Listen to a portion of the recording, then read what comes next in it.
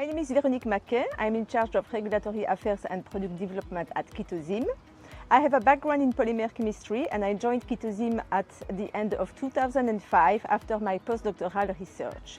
My role at Kitozyme is to develop new products based on fungal chitosan and to guarantee the regulatory compliance and alignment with market needs. At Kitozyme, production starts with the fungal biomass, which is the mycelium of Aspergillus niger, a co-product of the citric acid manufacturing. This biomass is then extracted to obtain a chitin-rich material, which is then converted into chitosan using a controlled deacetylation process. The chitosan is then washed, purified, dried, and milled before being analyzed.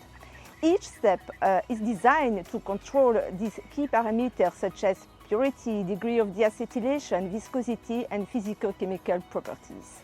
The objective is to ensure a high-quality material with a constant batch-to-batch reproducibility. The fungal origin of chitosan is confirmed through a multi-analytical approach. First, in 2009, the OIV defined 3 specific criteria for enological chitosan, including the viscosity in solution, the level of residual glucans, and the cetal density.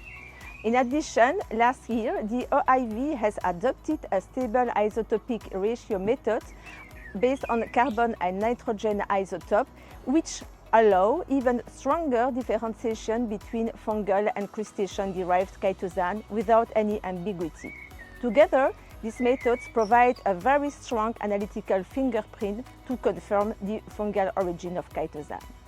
For L'Allemand œnology, each batch is released against very strict specifications covering physicochemical parameters, purity, and all the analytical parameters that are included in the chitosan monograph, the OIV resolution, and the œnological codex. Each batch is supported by a full quality documentation and certificate of analysis.